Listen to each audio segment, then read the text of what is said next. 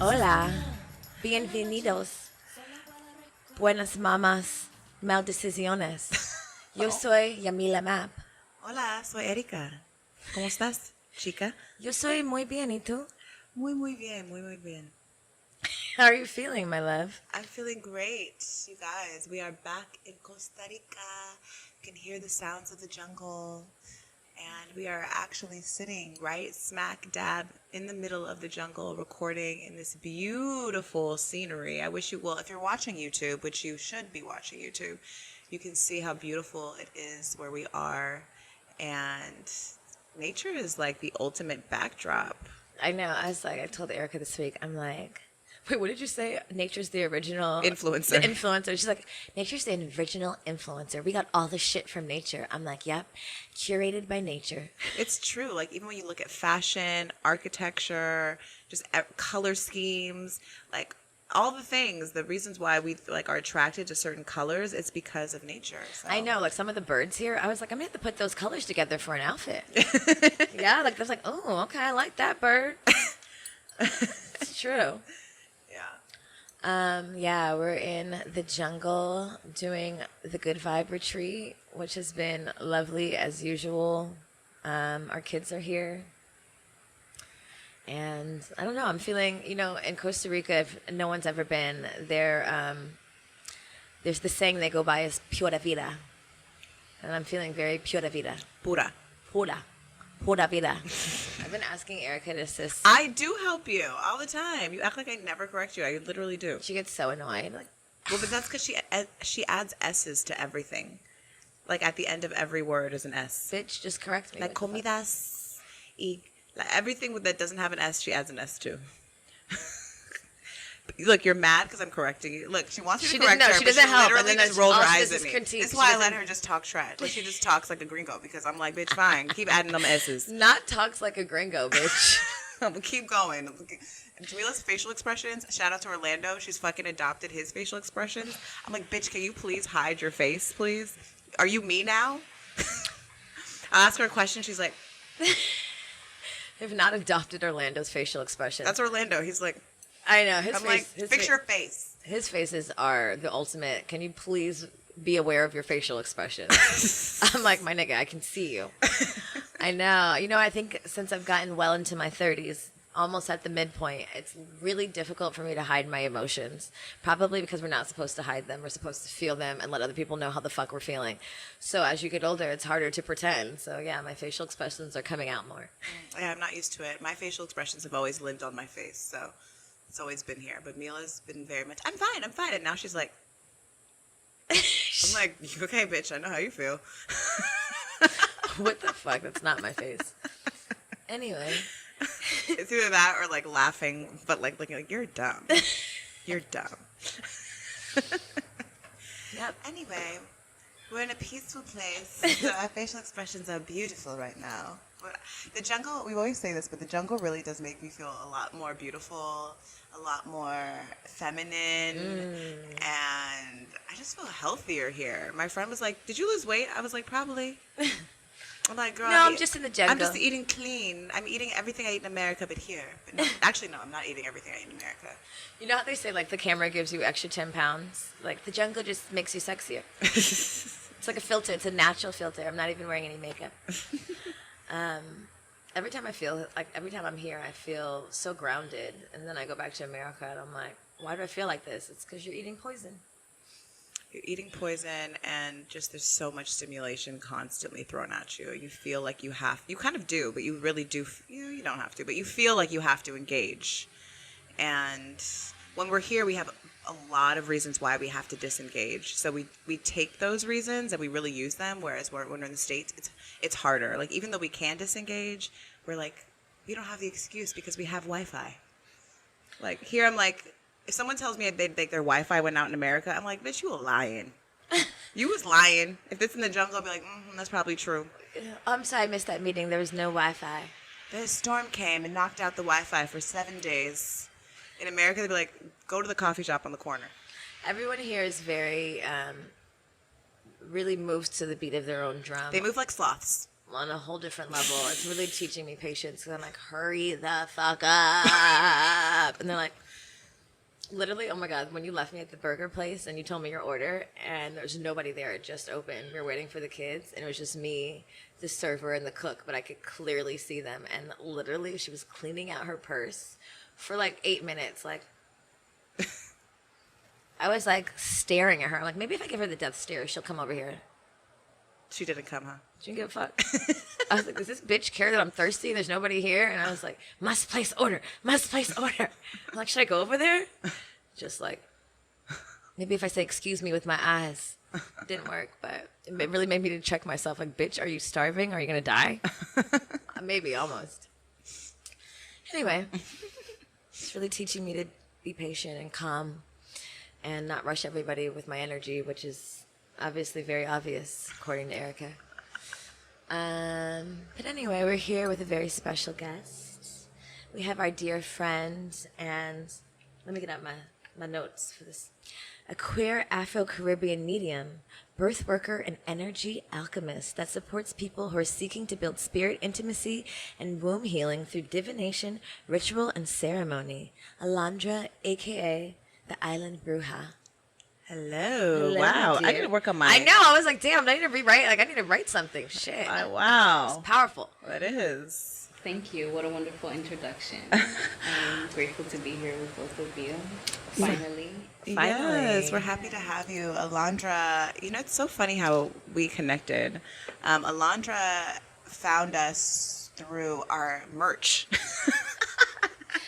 Right? Through our hat. Right through our hat. We had a hot merch drop one time. Yes, and it was the psychedelic like colors, like It was the Good Mom's Love Flower bucket hat with like the hidden weed compartment. It was a hit. yes. Was it like someone had it or like someone had it? Someone had posted it on the interwebs, and I was like, "Oh, this is really cute." And you know, I've been around mothers my whole life, and in that space of motherhood, so I'm like, yes, I'm a big advocate for like let's bring these worlds together. So it felt very daring, and I was like, okay, someone's out here doing it, but like making it fun. But I think like then what like It just so happened we were like about to come to Costa Rica to this side, and we were like, who's out in blah blah blah? And she was like, actually, I am. And then I was like, look, we have one friend. We have one friend here. I told you somebody had to be here. And then I don't know. We exchanged numbers. I was like, we're on the beach, and literally she just like moseyed over. Met us on the beach. She was like, hi. So honestly and for real, it was like very much meant to happen, much like everything. Yes, a divine connection, especially when I found out that you knew Monique and that connection and me being her doula, I was like, of course, it was already gonna happen one way or another. Yeah, it's so beautiful how things come together. Because at that time, Erica and I came to Costa Rica to write our book, and we didn't write it, but we did say we should do a retreat, and like that was literally like a year ago. And now Alondra is like the most amazing healer and like one of the workshop leaders for the Good Vibe retreats. Is actually like our 4th annual Good Vibe retreat here in Puerto, and she's been involved in every single one. So it's so dope to like the alchemy and the synchronicity of I don't know, like the divine. Yes. Yes. Yeah, our retreatees and our attendees, shout out to the Good Vibe Tribe.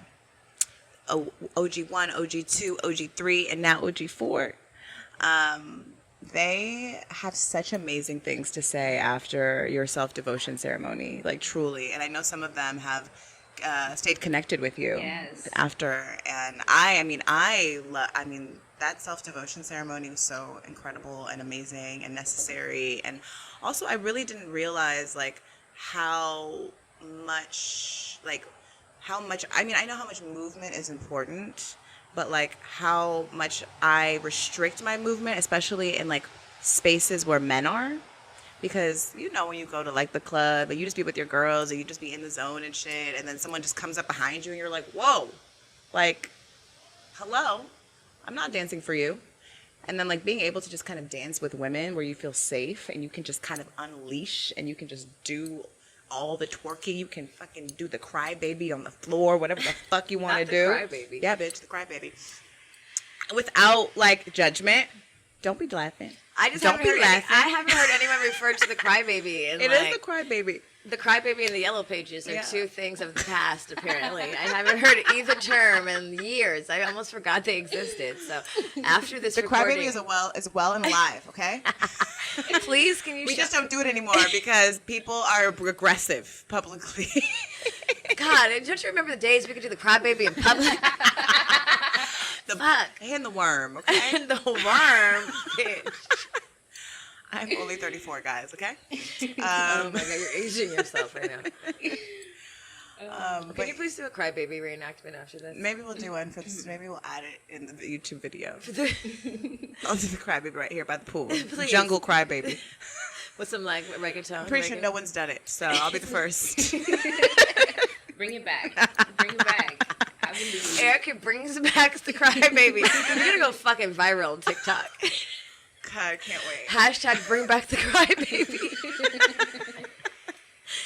Oh my God. Anyway. 100%. You to know your what I mean. point Yeah. Of, getting to be just free. And then on top of that, to getting to do it in an environment like Costa Rica. I mean, this place is a portal. Not like official, like Sedona, or one of those places are seen, but it's starting to become known as that. And when I tell you the most amount of healing that I've been able to do in the shortest amount of time has been since I decided to live here. And so I know that any kind of activation and intentionality that's placed within that level of healing, it's just amplified here in such an amazing way. I feel that. I mean, I felt that like the moment we came here. I felt it on the Pacific side, but specifically on this side, I think because there's just so much more melanin here. But yeah, and I always tell people that I'm like, I'm not Costa Rican, but this feels like home to me. And I've like really had to dwell on why that is. And I think it's just this intense mother energy. It's this intense, just water too, like being surrounded by water. And like, I know for me as a Scorpio, like water is an element that I'm drawn to heavily. It like is a place of healing for me. It's a place of like where I can release and feel joyful and also sadness. It's like this space that really is like comforting for me. And when I'm here, I feel it all around me. And it feels like home. Like, I more and more every time I come, I'm like, I don't want to leave. Why am I leaving again? Well, Black people built Puerto. And then discovering that too. So it does make sense that you feel comfortable. I mean, because at first I was like, Africa? Am I in the motherland of Costa Rica? But yeah, for those of you who don't know, like Puerto is a swamp essentially. And like a long time ago, like from the islands of like Colombia and all the Caribbean islands, Black people would come to hunt turtles for a period of time out of the year, and slowly, because they would come and stay for like maybe 2 or 3 months, they started to plant crops, and then they build a little bit of shelters, and then eventually they continued to build it. And obviously there was indigenous people here, the Bree, but even they stayed higher up in the mountains because it's essentially a very wet land. And so the Black people who migrated over here from those Caribbean islands started to build and build and build until voila, there's a town.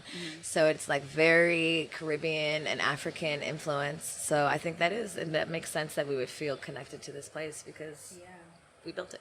Yeah, it always felt to me like a mother's bosom, where you can go, like you said, and cry and feel this joy and embrace that is like, okay, you can fully melt and, feel all the feels because they gonna come out. Yeah.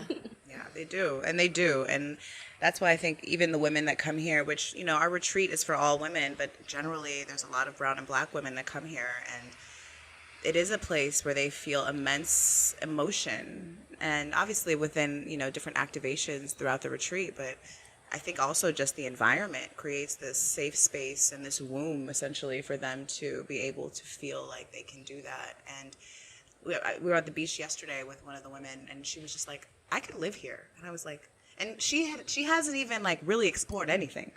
Like she's been on property and the beach. Yep. And but I felt her. I was like, you just kind of know. You kind of get that vibe, and you're just like, yeah. And that's why there's so many expats here, because I feel like they've come once or twice, and then they don't leave. Even, you know, on our second retreat in February, one of the girls, and it was kind of surprising, her specifically. She was not, she didn't give me like, I'm going to like stay. And she was like, yep, I'm staying. And she ended up staying for like 3 months. Yeah. Shout out to Ariel.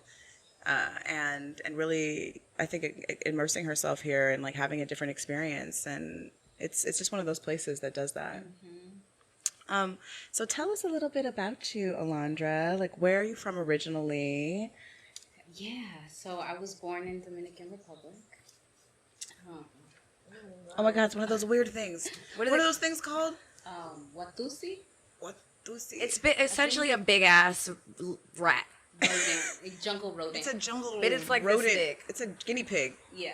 Oh my God, look at it. But you know what? We told someone like, ew, that big rat. She's like, no, they're very sweet. They used to eat them. They're like eat them? They're like gerbil Rabbits. It's like it's like as big as a big rabbit. Okay, you know we're Americans. We got so distracted. Okay, anyway, so sorry. Sorry, Alondra. Kendra calls them high butts. High butts. High butts. Because their butt is high? They got some big, they got big booties. Thick little, Yeah. They got some ass on them. Yeah. So yeah, I was born in Dominican Republic, and I have been traveling all my life. I left when I was 6 months old, and I grew up on the East Coast of the United States between New York and Florida. And yeah, I've been moving around continuously, lived in like the Midwest, California, and it was when I was living in Cali that I was trimming, because I used to be a cannabis trimmer, and I had the opportunity to make a lot of money in a short amount of time and travel like for real, not just around the country. And this was one of the places that I came to. And that was, my first big trip was in 2018. And I did a tour to Mexico. I drove all the way through the country of Mexico. And I got to Nicaragua, Costa Rica, and then that's the last time that I've been to DR. And I had the same feeling that you're talking about, of like, as soon as I got here, I swear to God, I thought somebody had given me some mushrooms. They probably did. Because we got here at night, and then the next morning when I woke up and went to go get bikes, everything was just so alive to me and just glistening and just talking to me. And I was like, okay, something special is here. And I came originally for just a couple of days and stayed for like a week or so. And yeah, I knew I had to come back. I didn't know how or when or what was going to bring me back. But 2020 happened and shit got real. And that was the moment in that year. I was like, okay, where do I see myself with like everything that's going on in the world? And what do I want to make sure that I have easy access to? And same, water was important to me, the Scorpio rising. And so I immediately, I had friends already here, so I was like immediately, okay, this makes sense as a first step. And yeah, and so I've been here since 2020. This is also a grounding foundation to me being fully in my healing work and not working for other people or having like a little side gig. So it has been incredible for me to be able to ground here and just establish my work as within the healing, especially for women, especially for mothers, especially for people that are just really looking to build an intimate relationship with spirit and the divine, whatever that means to them, and just acquiring the tools that, I've shared, that have been shared with me for me to pass them along as well, to get this healing, because, that's what I feel like I'm really here for. Of course, we're here to have fun, have a good time, connect, build, and create a new world. And for me, the biggest part within that has been, okay, how am I taking care of myself and making sure that I'm not being a burden in the things that I know are fucked up, because we're all fucking problematic. It's true. We all have had our moments where we have fucked up or have been on the other side of receiving something, some kind of fucked up experience. And so, what am I doing with all of that? And so, yeah. I think what's your journey been coming to be like a healer or stepping into that full time? Because I think especially in America, obviously it's not really built for you to discover your healing. It's actually built to do the opposite. And I think, I believe all women are healers in ways, and I think a lot of times we second guess it because we have this expectation that we're supposed to have some type of like very clairvoyant superpower, like some official like stamp of approval or certification that validates what you know innately. And I think that's a part of the programming of living in a patriarchal white society, that you have to go through some type of jump through hoops to be validated in whatever it is you already know. And like intuitively, I think this journey for Erica and I to being retreat leaders and leading women and creating this community has been really eye-opening. But I think we fell into it, and it's like the most fulfilling thing. And I'm like, oh my god, this makes sense. This is why I'm the most friendly bitch in the world. Like, I'm supposed to be friends with bitches. I'm supposed to like collect, like that is really like my superpower. I like to nurture, I like to care for, I like to embrace, I like to talk and get to know people. But prior to that, I've been told by a lot of men, like, you're just so friendly, sit the fuck down. And I was like, damn, I need to really work on that friendliness. But I don't need to work on it. That's innately my power, because it's a part of my healing, how I heal myself, how I heal other people. But like, what has your journey been to that? Because I think a lot of women probably feel that inside, but don't know where to start or how to tap in, or don't want to, like, it feels even intimidating to tell someone else. Well, I think too, like, that everyone's strengths in whatever that healing is different. Yeah. Like, for me, like, that's not how you heal is not necessarily how I heal. Like, I can't be amongst people all the time. Like, that's not how I recharge myself. And that is how you recharge yourself, and that is your like superpower.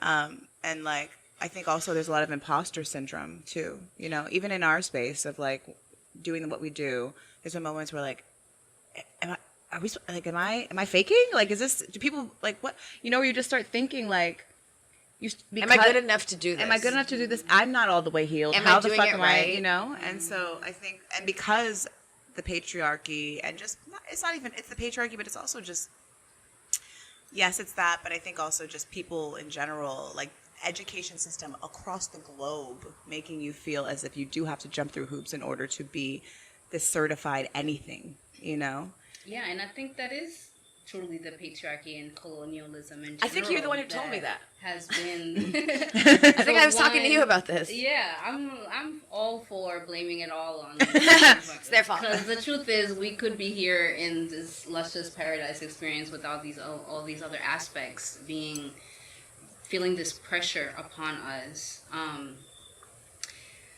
So, I want to answer your question with thinking about like the first thing that came to me when I was a kid. I used to talk to my Bible because I went to Christian church, and that was the beginning of me trying to feel safe in something, because I didn't really have that with my parents. My mom was a single parent, always working. Drinking was definitely a problem within my family, my lineage, period. And so there was a disconnect, it was just me and my sister and my younger brother. And so I really had to find something to lean on, because my sister was trying to do her thing as the older sibling, and my younger brother was just, a kid. And so I used to get bullied also often, a lot when I was younger. I was really shy and timid. And yeah, I found solace in that. And so I would talk to my Bible, and I would use it like I would do now, like with another book.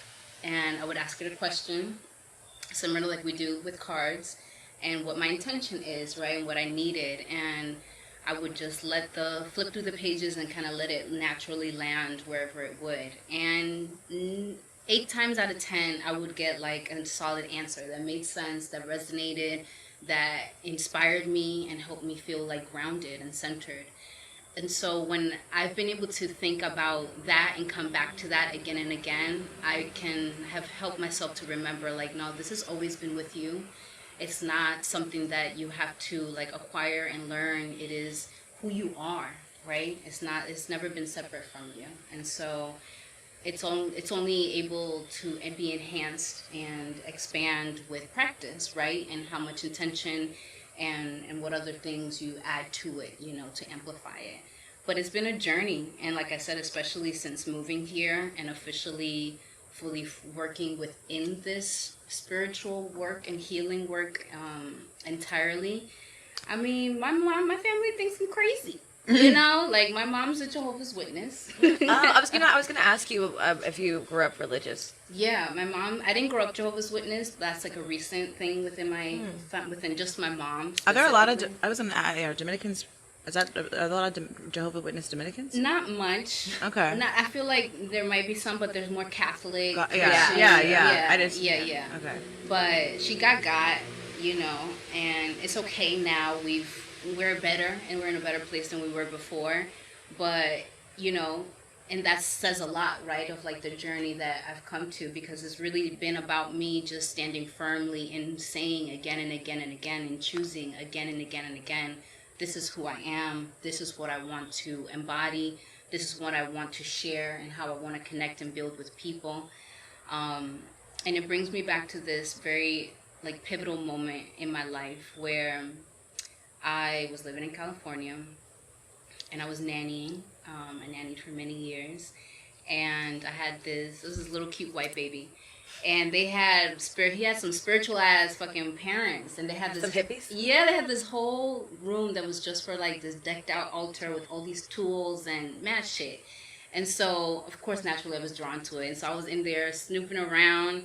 And I was also simultaneously having just like a life crisis, like not knowing what am I doing, where I'm supposed to go, who am I, and I did what I, did when I was a kid. And I picked up a book and I asked it a question.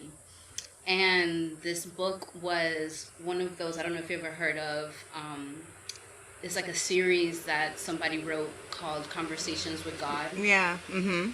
And so I flipped through that book and, was doing my thing. And it took me to this page talking about what God would essentially want to be taught to children, and just that foundational aspect of like education with an embedding spirit within that, like education and upbringing for children.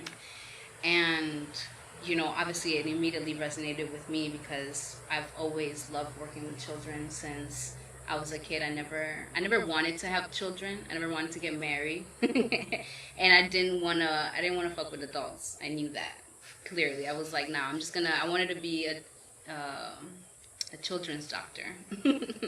And so being able to have brought those tools back to this present moment, and be able to bring them for myself again and again has been just completely transformative.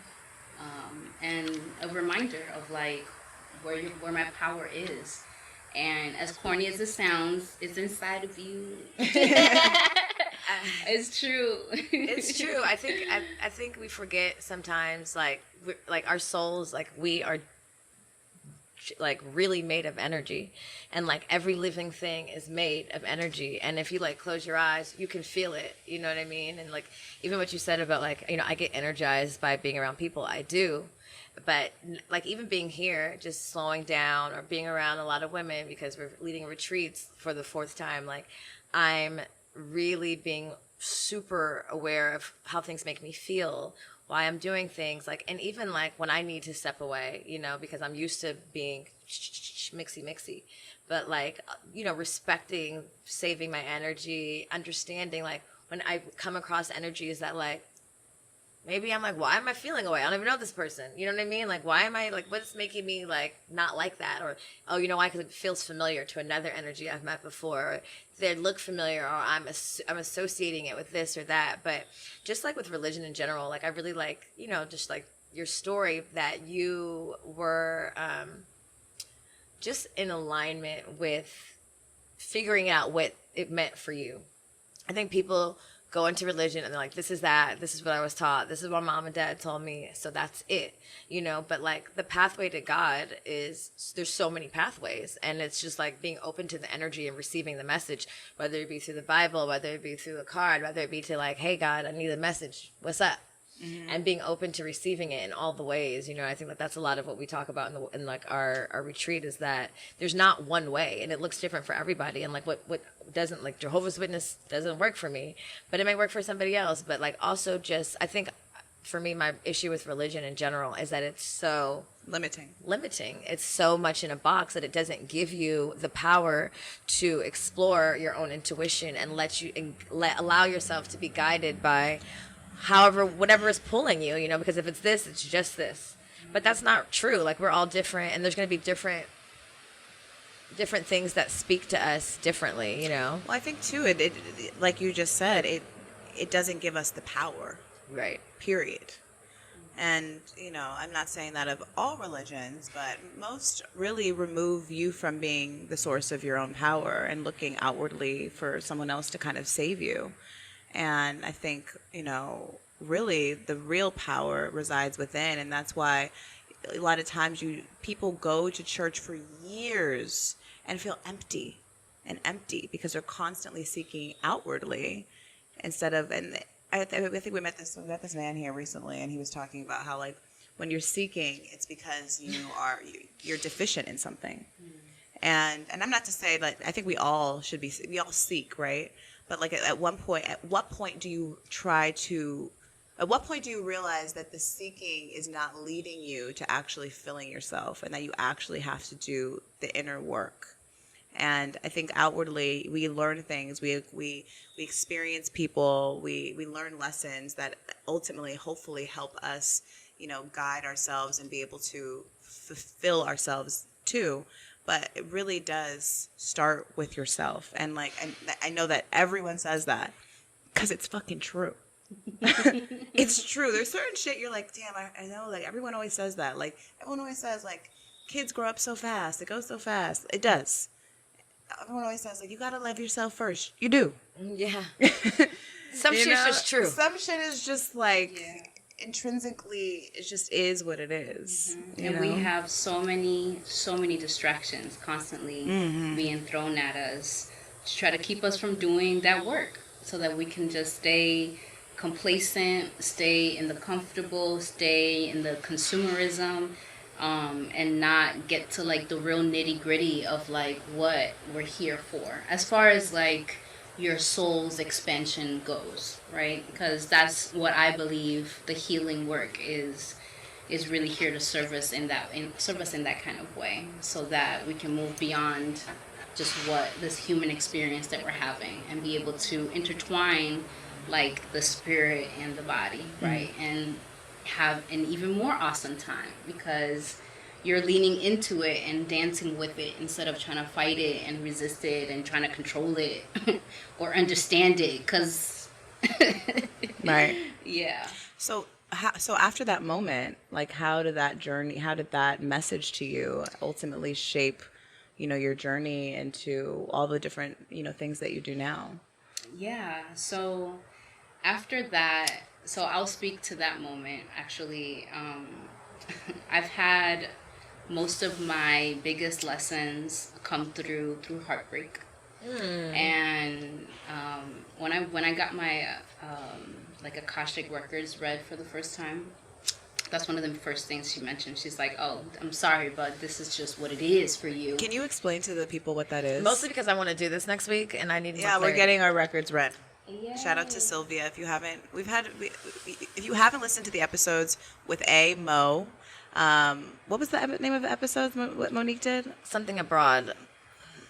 Actually, anyway, Mo's an RN nurse that basically left America and moved here and is raising her beautiful, beautiful, beautiful baby here. And then Sylvia does astrology work and akashic records.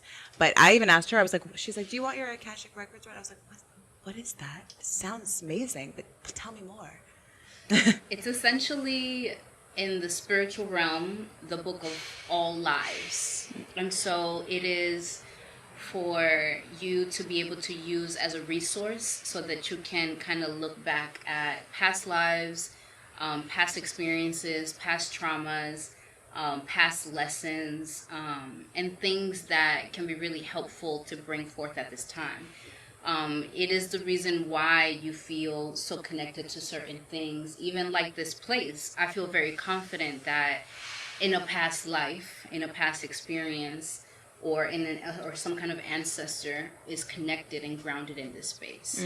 I don't find it any coincidence, and those are some of the things that you will see show up in your reading, where you'll be like, oh, okay, that's why I do that, or that's why I'm connected in this way, or why I'm building with this person, right?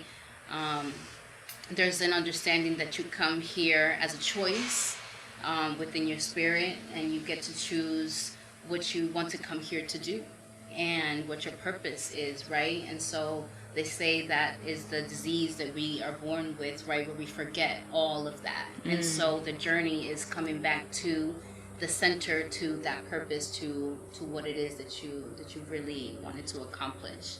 And so usually they'll tell you whatever, usually you have a couple soul contracts. This person was able to tell me like my spirit's actual name, and talk to me about a lot of the interactions that I've had. Sure, thank you. A lot of the interactions that I've had with the people up to that point in my life, and what the purpose of the interaction was.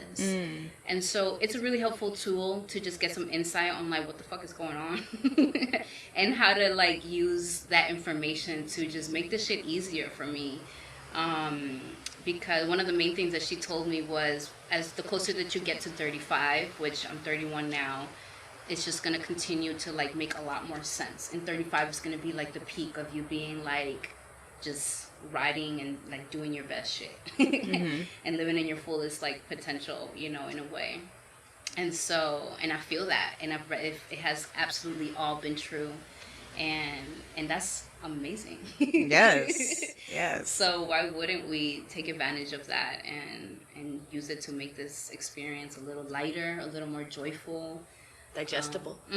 That part, yes, because it's heavy, it's complicated. It can get really messy, but yeah, these tools have saved my life. Totally. Yeah, no, they definitely serve as confirmations, and just like, it's almost like faith. It's like being able to like have someone tell you like, don't worry a little bit, you know, like shit is fucked up right now, but just keep moving forward. And I know for me, like having readings done, and then seeing how they've, you know, cultivated and moving forward, I'm just like, oh my gosh, like I'm so happy that I have that basis to be like, so that I even appreciate that moment even more, where I'm like, oh my God, this is what they were talking about. This is it right here. So that I don't just write it off as like, oh, this is luck. Yeah. You know? Oh, I'm just lucky. I struggle with that word luck because we are very much co-creating the reality that we're having. And so with that comes two aspects, right? Of like, yes, you have played a part in some of like the struggles that you are experiencing, because in a way you are choosing to stay within them. And not transcend them, right? Which transcend means you are doing the work that we talked about earlier, with inside yourself. And then the other aspect of that, which that could be a hard pill to swallow, right? Like I'm a part of this. I'm responsible for my woes. No, I'm not. And then the other aspect of like that reality is really empowering. And really being able to see how capable you are of like molding this world and this view to whatever the fuck you want it to be, really. When they tell you that anything is possible, it's true. It's true. But that's also play, can come in with that imposter syndrome feeling of like, but are you sure? Is it like, isn't that just for the movies? Like, no. If you've been paying attention to the movies, all of the movies we've been seeing have been, all that shit been coming true. Yeah. So, yeah, think about that, the power of, that the capitalism and the patriarchy use those tools, right, to perpetuate and kind of prepare us in a lot of ways for like the world that they're trying to create for us. So yeah, but this connection, this awareness, the using of all of these tools have been, again, everything to keep me sane, keep me connected with what's true and what's real, and not get so caught up so easily with like, all the constant shifts that are just not happening, just not even in the world, but within our families, in our intimate relationships. So we dealing with a lot. There's a lot. So with that in mind, what tools are you using? What tools are you using to help others? What have made you come across those tools? Because I think also in like the healing world, the spiritual world, what I'm learning is that unlike the school that we're used to, the tools are very much your experiences. The tools are like, damn, this is what I learned. This is what I had, this breakup. I had this cosmic pull to this person that was super toxic, that I knew was toxic. But then how did I transmute that energy and use those tools, A, to heal myself, and then B, to go tell my sister or tell my brother or whoever, like, okay, this is what I did. Because I have like you said, we're co-creating. And I think I love that word. Like, people really underestimate conversation.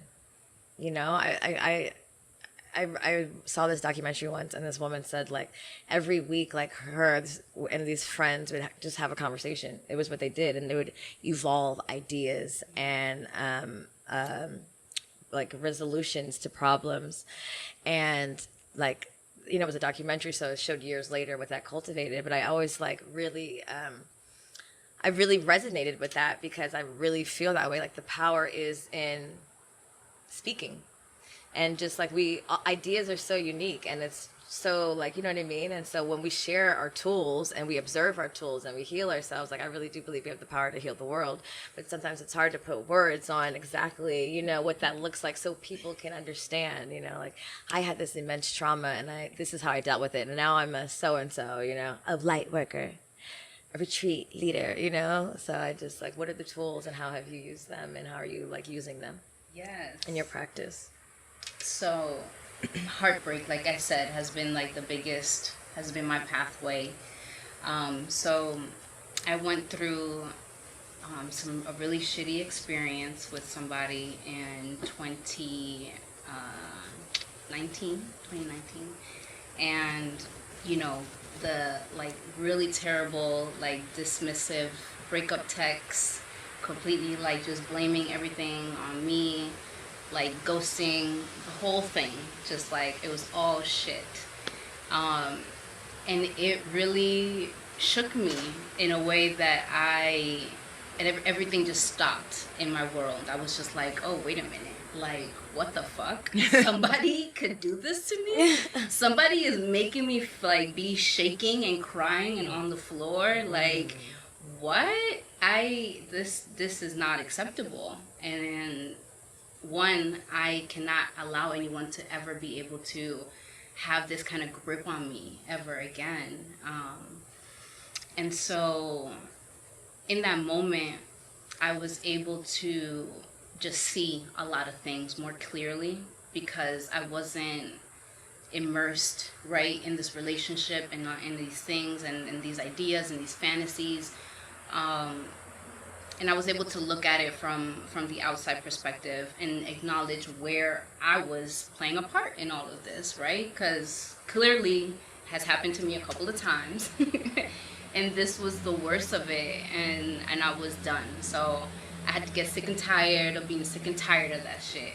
And I ultimately was able to start to see how my father and the story that my mother and my father lived out and how it was manifesting in my relationship. And I was like, I've been dating my fucking father and these women. What the fuck? You and You and, so you and many every women. daughter that ever existed. You and that realization when that happens. Yeah. Oh man, when I finally was able to just like accept that, right? Because you can see it and understand it, but then it's like, okay, yep, I accept that. That's what's been happening. Okay. How am I gonna like move forward from here? And so I took a time to be at least single, not like jumping into another lesbian relationship. I was still dating, but I wasn't like, I was really clear about my boundary of like, I'm not here to like open up my heart in that way. I'm down to have a good time. But during that time, I really started to just look at it a little bit, even at that story, just a little bit deeper. You know, speaking to my mother and my father's relationship. And I took a trip with my mom that summer. We went to Mexico. It was our first time ever doing anything like that. If we ever left the country, it was just to go back to DR, together, see the family. So, and then it was just her and I, right? So it was really intimate, something we've never done before. And she loves Mexico. Her ex was from there. And I love it as well, right? When I got to drive through it. So I went to take her to one of my favorite places in Mexico, which is Oaxaca. Mm-hmm. And in this trip, I took a recorder with me, and my intention was to record her story and ask her like a certain list of questions that I had for her. And it was the most amazing, like, I think I got like 6 hours or so of conversation with my mom, like you were talking about. And in Mexico, there's a tradition, or there's a practice that they call Platika, which literally means just talking. And that's a form of healing. Like Where? In Mexico. In Mexico. Okay. Mm-hmm. And so that's basically what we did. We just had this long ass Platika about her life. And so to tell you a little bit about my mom, she is an Aries woman as well. So very stoic, very like present, very joyful, very silly, very like interactive with anybody, very loud. And independent, extremely independent. And so she's telling me the story about like my consumption, my sisters, my brothers, her interaction with like these men, what happened, what was going on when like I was born. And meanwhile, like through all of this, I'm feeling all of the emotions. So I'm just in tears. I'm like, no way, what the fuck? How did you let that happen? Like, how did you? And so I was having all the things. Meanwhile, she is just straight face, like no emotion. She's telling me like, oh, come on, Pao, because my middle name is Paola. So everybody calls me Pao in my family. She's like, oh, come on, Pao, you gotta stop crying. Like, are we gonna get through this or what?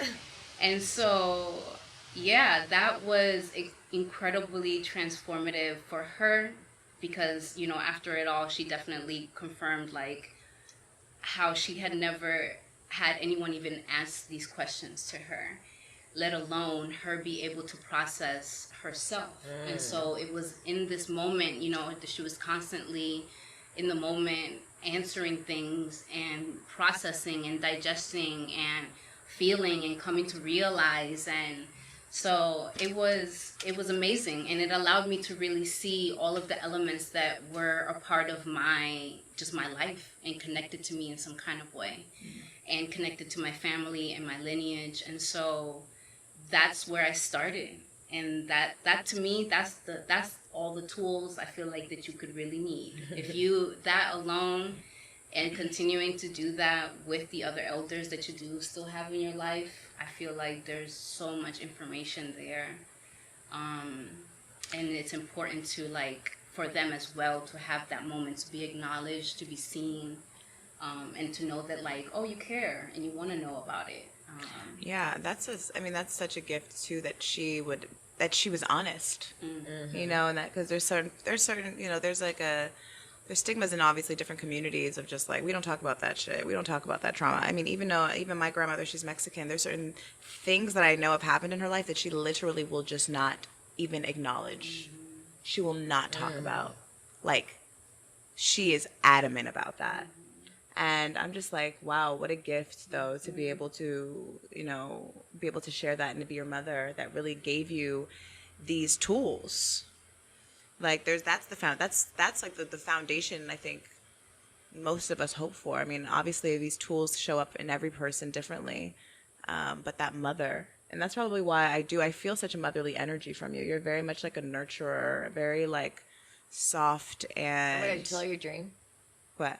The dream you had about Alondra? What was the dream? She was holding you like a baby. Oh yeah. She told you. Oh yeah. It's true. I did have a dream. I was like, oh my God, I was the best, like, she cradle Erica of all she's like, time. it was so crazy. I felt so good though. I felt so taken care comforted. of. Yes. It was like a warm, like perfectly temperatured cloud. It was, and I'm, oh my God, yeah. Oh my God, I had a flashback. Jesus, my memory, wow. But that's the energy that I get, is that kind of mother energy, and maybe you won't have children, but that's that mother in you. I think all of us have that energy, whether or not we decide to conceive or not.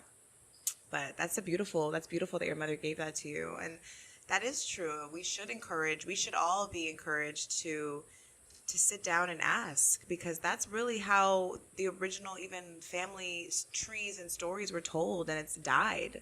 It's just like people die, and we've lived through like pictures on social media, and not really the storytelling and the stories and the sharing and the Platika, you know, that I think is so important. My grandfather and I had a conversation like that once, and I did record it. I haven't even. Oh wow. Yeah, and I need to go back and listen to it. So thank you for reminding me of that. But that's so, I think, healing, could be so transformational for so many people to do that. Yeah. It's so crazy because literally I'm smoking, but as we were having this conversation, I'm just like, I daydreamed a little bit, and I wandered off behind you, and I was like, this has been on my like spirit to go on a trip with my mom. I've never gone on a one-on-one trip with her, and we were supposed to go on a trip in June. I don't think that was the trip. Like, it didn't happen, and I was like, God, I can't wait to bring my mom here. And then you said that, and then just like, I think, you know, as much as we talk to women and we connect in this way, like, it is so ceremonious and ritualistic, and we don't even realize it. But like, you know, I don't know. Like, I just came on a trip, a long trip with my family, my grandmother who's like turning 80, and like my, you know, my uncles and my aunts, and I'm like thinking about how particular and different we are, and like the trauma that they've been through that just I know, and like the things we don't talk about, and the way we spend time, and it's like we're being loving, and it's all those things. Or even the things you don't know. The things we don't know. Which is why they're like, which feels like very confusing, because you don't know, and you're like, why do you act this way? But even then, like, not like only really being able to connect because it's comfortable. Like, I could have for sure been like, okay, I'm about to record this, like, tell me this, you know, and maybe some of it people wouldn't have got, but like even the attempt, you know, right. But that's where it's comfortable. And even like, I'm the type of person I am, like, I could be like super deep with someone and super, like, I don't mind being touchy with people, but in my family and with myself, I'm kind of like, you know, and it's so weird, but there's something there, and there's something that needs to be addressed or dug into. And like, obviously I know the history of my family, and some of the shit is dark, but it's just, we don't really consider how deep and how present those struggles are. Even like, because it just reminded me, we were driving through Virginia, and it's called Mapsville, Virginia, and my last name is Map, and like, this is where we came from. This is where like the white people that owned us came from. And they're like, my family was saying, I looked up Map a lot on the Facebook, and it's mostly black people, so they must have owned a lot of us. And I'm like, really? There's not that many white ones, so it's like pretty obvious, probably, like that's where the lineage came from. But we're walking, you know, we're driving past, and there's like a picture of like maps, like two lawyers, like two whites. I was like, look, there must be the descendants. Oh God. But then later, I'm listening to Orlando is editing an episode from the Royal Fetish Radio podcast, and they're talking about slavery. And he goes, you know, in Virginia, he's like talking about the trauma and sexual trauma And he said, you know, slaves that came from Virginia, they were breeding. Those are mostly breeding plantations.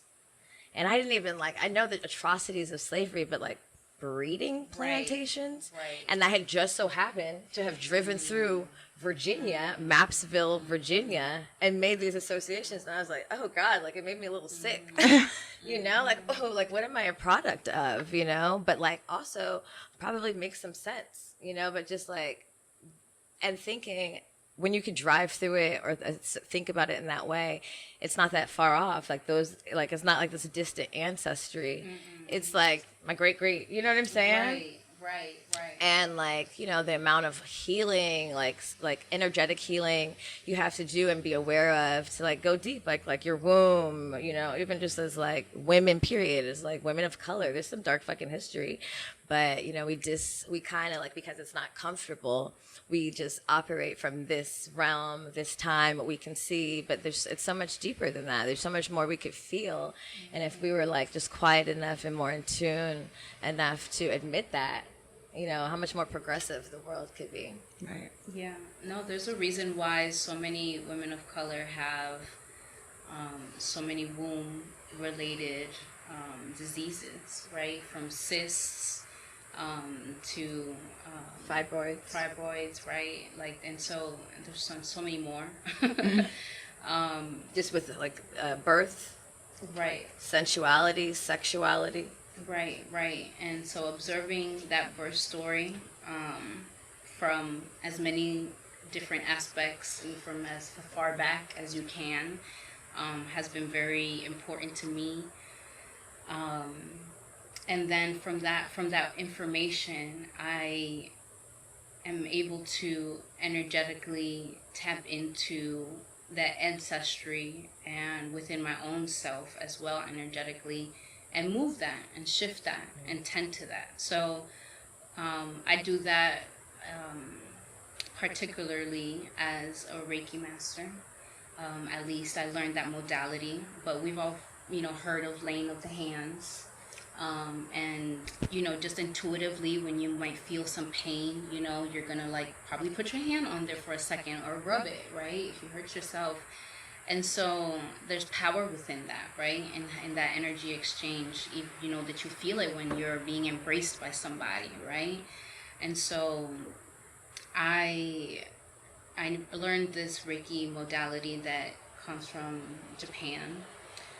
But again, it's been used for many ancient times and in different ways. But I really enjoyed Reiki because it has helped me to add it to my rituals, to the ceremonial things that I do for myself, and that I offer in my courses with people to really hone in on those stories, really hone in on not healing that energy experience within your own body and your womb, but we can actually go back into generations and address it from its source. Mm-hmm. In what way? And I'm just curious, how exactly do you do that? Is it an energy shift in which that happens in your session, or is it things come up and then you have a Platika? Do you come up and I mean, because some things you know, there's for sure I wouldn't be able to answer. I mean, it would just be I wouldn't even know how to I guess confirm nor deny those things within myself. I mean, I think, and maybe that's the thing, is that there is no you'll never, it's just a feeling, it's an energy that you just know is there and exists, and it makes sense once it's kind of expressed to you that that's what happened. So how do you I'm just curious how I guess how does that womb healing and shifting happen with someone? Yeah, so in the course, it looks like us processing, like I said, the birth story aspect within your own self and within your lineage, and then we use that information to just acknowledge some highlighting points, right, to address. And so once we have that, we are able to, in a ritualistic way, so in a ceremonial way, and by that I just mean you're creating in a really intentional space where you're saying, hey, this is what I'm going to be addressing, and you're calling on whatever guides, whatever deities that you want to work with, whatever energies. I particularly really love to work with Yemaya and Oshun, especially as they are directly connected with and associated with that part of our bodies, and with just that birth work and that womb healing work. And so, and the waters, right, as far as being cleansing, and associated with cleansing. And so within that space, I also have my own, personal spirit guide team, my homies, that I call upon, angels that I work with, and I essentially am always asking for whatever is needed or most needed in your highest good in that moment to happen. And I am a conduit for that process to come through. And within that process, as a medium, I sometimes see colors, I sometimes have visions, I sometimes am able to just see things from past lives as well that are like wanting to be highlighted and addressed. Sometimes I've had a session where, I can feel like other hands around me, and they are like literally doing like some kind of surgical thing for this person, right? And so there's a lot of different layers and levels to it. It's definitely, like I said, this world is about what you decide you want to believe in and what you want to put out and what intention you're putting into it. And so I am always, like I said, centering whatever is in the highest good. And when I'm calling on that level of support as well, anything can happen. And so in a session, people are just kind of laying down, relaxing, might fall asleep. A lot of people fall asleep, actually. Some people feel like twitching, or it might feel like a little warm in some places. They might have visions and see colors or things like that as well themselves. And so, yeah, that's kind of like what a session looks like. And we can, again, if we bring whatever one of those intentions that we're focusing on into it, that's just amplified. And yeah. Can you do that? First of all, I'm thinking about my own mother's birth story and how I don't really know much about it at all. Like, I think when Tanya brought her in. No, when I was born. Oh, okay. Like literally, I don't even really know. I know there was some drama that went down at the hospital, but which was traumatic, So there's trauma in her birth story for sure. I'm sure I hope there's beauty, God please, but maybe not. I don't really know what the energy was and really like what her hopes were for her birth and her birth plan, if there was any, and just I know it hurt, but that's general. And same with my grandmother. Not one clue, and they're here, and I can ask them. Right, and the fact that we don't. Is really strange. I'm like, oh my God. I've asked more guests their birth story than my own motherfucking family. I know. I know a lot of people's birth story. Right. I'm like, did you know about, I can name this person, not my own, not my mother's, not her mother. It's kind of crazy. I know my birth story. I know my mom had to be alone because my parents weren't married and they were in bumblefuck Alabama and Montgomery, and they were really racist. And I was like, I thought I couldn't imagine being alone in a room with nobody that I knew and giving birth. And then I was thinking I'd never associated that with the energy that was brought in when the fear. I never thought about how that transmuted and what that feel if that's your first energetic association with coming earth side. That is very, yeah. And I'd be nervous, girl. I'm always nervous inside. I'm nervous. She's like, why? I was like, I don't know. I don't know. I'm just nervous. Yes. Can you do these sessions virtually? Yes. So I actually started doing them virtually kind of randomly.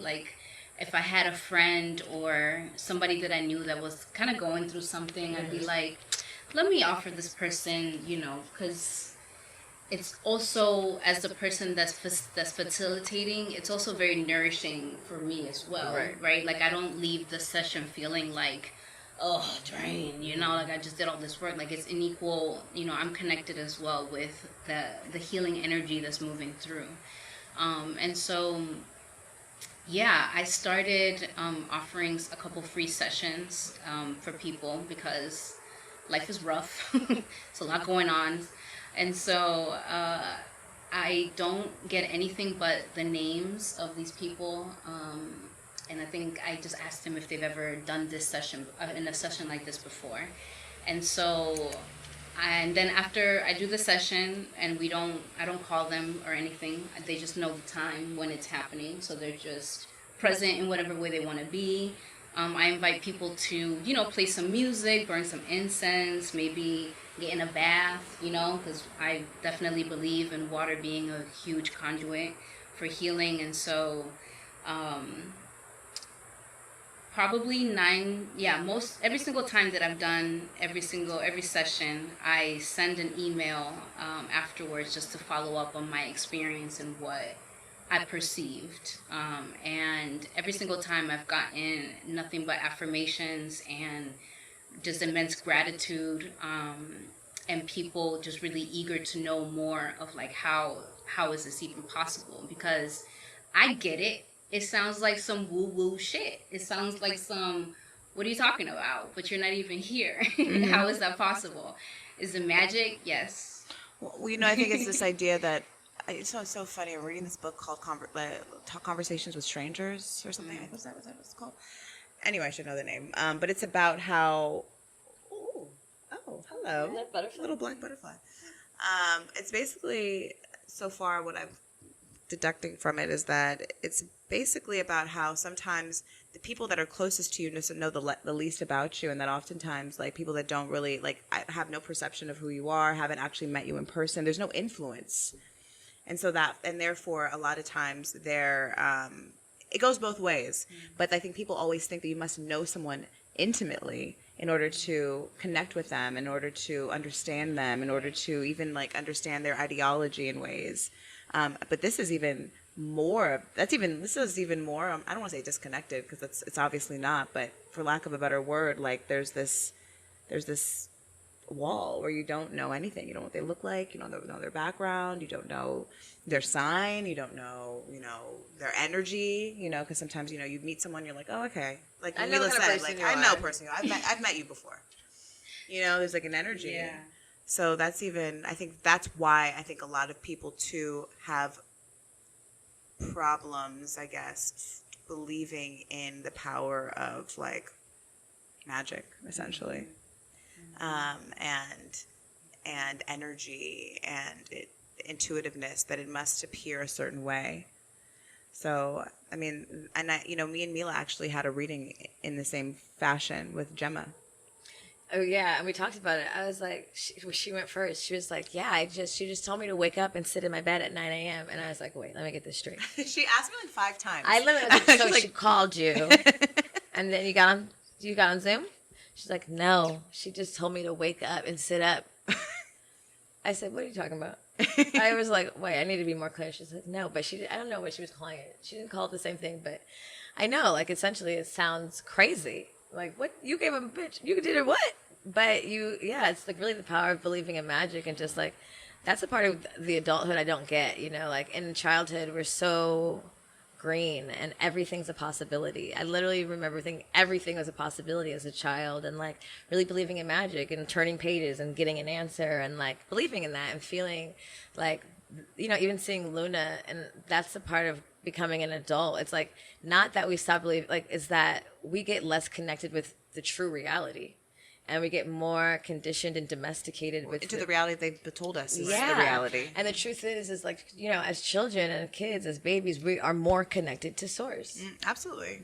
And as women, that's why they can a lot of kids believe they can do anything, because they can. And now as adults, we're relearning that. Even the power of manifesting, you can manifest whatever you want, and someone telling us along the way, no, you can't, and then you believed it. And it's how do we keep that alive in our children, and how do we reactivate that and ignite that back into ourselves now as adults? Mm-hmm. Yeah, well, this practice has definitely done that for me, these tools, the amount of healing that I've been able to see happen within my life as like I continue to embrace them all and more and just practice them, right? It's been amazing and transformational, and to witness like how transformational it can be for another person it's just, yeah. I think I need to do this with you. Let me go talk to my grandma and mom first, though. No, I'm very intrigued because as womb healing is something I haven't dove into, but it's something that's come up a lot here. Whenever I come to Costa Rica and like talking about womb work and the womb, because we are in the womb here, really makes you feel like we got to figure this out. Yeah, it does bring it up and like puts it in your face and it's like, what you gonna do though? What you gonna do? You gonna avoid it? Yeah. I would never rush that experience. I always am like, allow it to naturally happen. It's not this goal. This healing is not a goal that we need to reach. It's just being present for it as it comes up, right? So now you have this new information. Okay, cool. What are we going to do about it? How are we going to actually implement it and keep it alive and keep it going? And, as far as both of you, I know that you are both creating new rituals and ceremonies and practices for your children that they're going to continue and pass along as well. So that to me is everything. So I address not just the divorce stories, but moving past that, like any kind of sexual traumas that you experience whenever especially as much as the children have been just hypersexualized continuously. And I just heard some crazy shit the other day about this white woman in Texas that was basically like loving on this child until he was like 13, moved into his complex. Like, it's like love, like being his lover, like trying to. Yes. Oh. Yes. There's so many right. So many of us share that story. One of those stories we don't talk about. We don't talk about it, and I say that especially to highlight that it's not just the women that have that experience of being hypersexualized as little girls, but young boys do too. For sure. And when I speak of the womb, like that's not something that is exclusive to just people that can have children. We all carry that energy and can tap into that energy and have that depth within ourselves. Well, it's the creator. We're all creators. We've all been there, Yeah. And so, and then, as things progress, as, the things that you were taught, in school, I don't know if y'all had a sex ed class. Girl, barely. Barely. Barely. Exactly. All I remember was they had us looking at this really, it was a white vagina that was pushing out a baby, and that's all I remember from the class. Well, that's even progressive. Then I didn't, real birth. I didn't understand how they were allowed to show us, but I did. I witnessed it. But we, again, not giving these tools. Yeah, stuck in my mind. Oh my God, is that why you don't want to have a baby? Is that rude? Probably. Oh my God, don't say that, because I've been showing Luna birth videos. And she doesn't want to have no babies. For years. Luna's always like, I don't want to have kids. I want her to know. Like, I thought it was important. Like, if I have another baby, I want her to be there. She don't have to be like in the front, but like, I think when we forget about it, that's when it gets scary. Damn. Well, it was presented to me in a really shitty way. Yeah. Like, it was in a room full of other fucking teenagers that were just laughing, saying, "Ew, girl." And there was no processing after that shit either. It's also like how much shame. Like, oh my God, my body's gonna do this. My body can do this. And everyone's saying ew, and is disgusted and scared, and also that don't look like my body. Right. Is there something wrong with my body? Right. Like, so no, I trust that you are doing Come more on, than that. YouTube real quick. You've made the right choices. Oh my gosh. On our show, we always ask our guests to share an affirmation. I wanted to know if you had one to share. Yes. Okay. An affirmation. I'm not prepared. Sorry, guys. We only have 19 minutes. 19? Yeah. Okay. We have 1 hour and 15 minutes. Okay, we're gonna start. Um,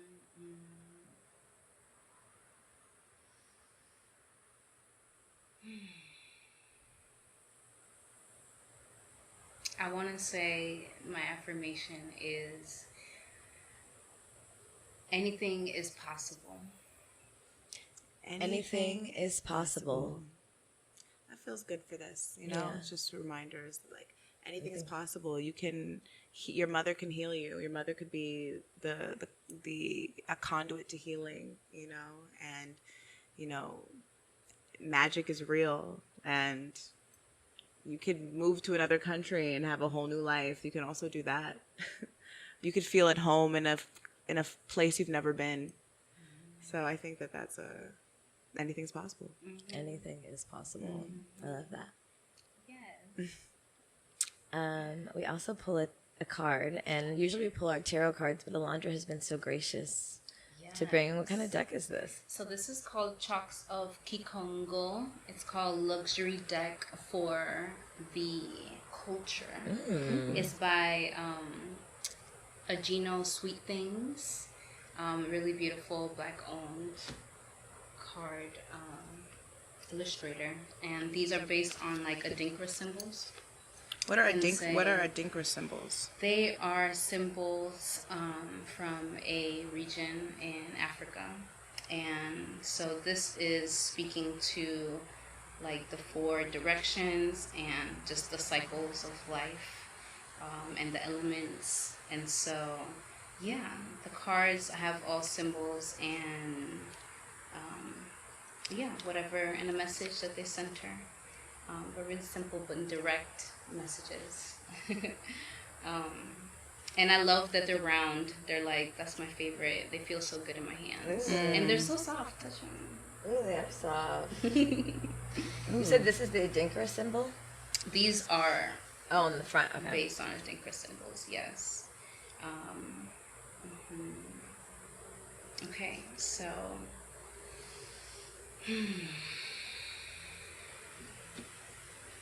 Do we have any specific question or intention or just in general? I can ask anything? You can ask whatever you want. I can ask anything? Yes. Anything is possible. Let me think. I want to ask about my love space.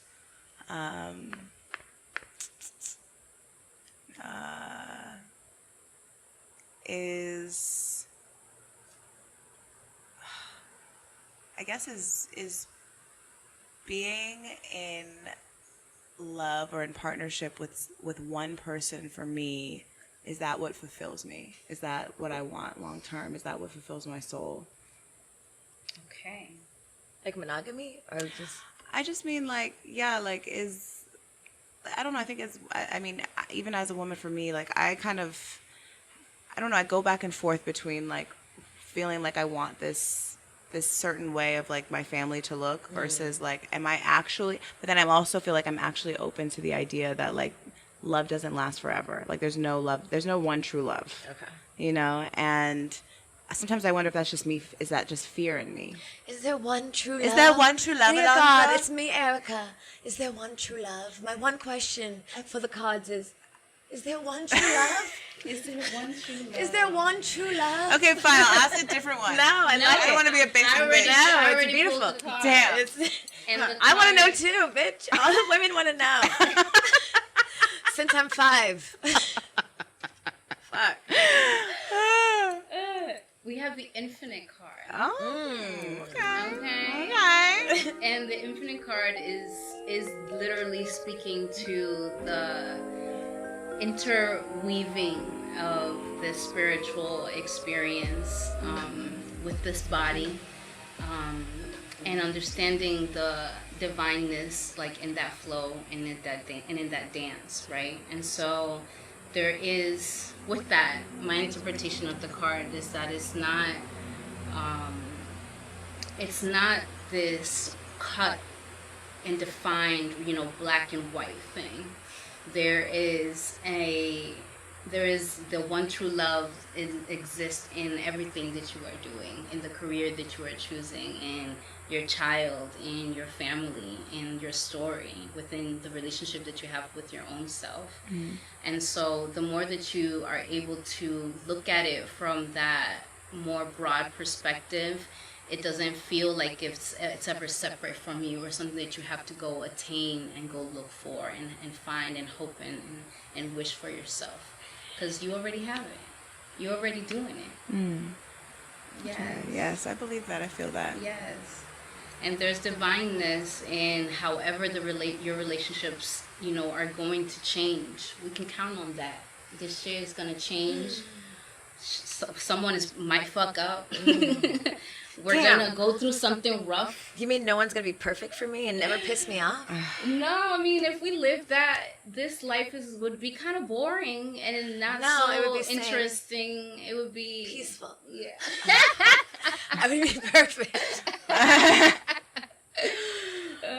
But that's why we come with all these things, right? To work them out. And so looking at what's important for you to know is when where the relationship is, and just honoring that as it continues to show up. And the least resistant that we are to those relationships and how they shift, this experience could be a lot easier for all of us, because there's again, this co-creating that we're doing within it. So if you are someone that is inviting healing, you can't expect shit to stay the same, and stop asking for healing.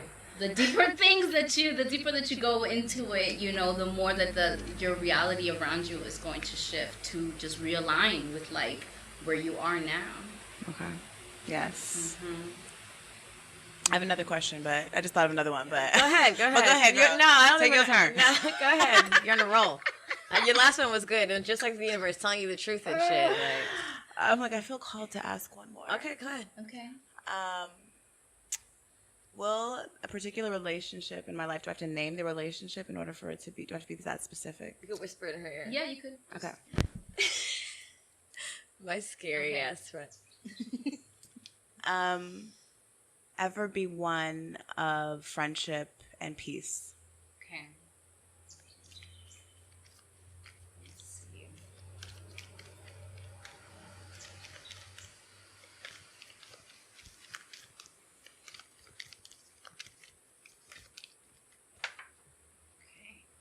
Uh-oh. Which one fell out, y'all? One fell on the floor. That's usually the one we gotta pick. So, the message is similar to what we were speaking about in the infinite card, is continue riding the wave, essentially. There's no limit to what how you can choose to have the experience with this person, but it is you are on the journey, and within it there's a lot of possibilities, but just continuing. Don't give up is what I'm hearing more than anything. Don't give up on that possibility and those hopes. There's a lot of it that has nothing to do with you, and it's so much more important for you to be able to just make sure you're taking care of yourself, which you are actively doing more and more in your life.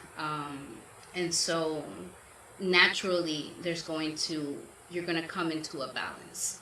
So as long as you keep some hope and keep putting out what it is that you envision it to be and to feel and to look like, and doing your own part within it all, right? Taking accountability and being present in your own healing within that relationships and those dynamics that, are mending and shifting and growing and expanding.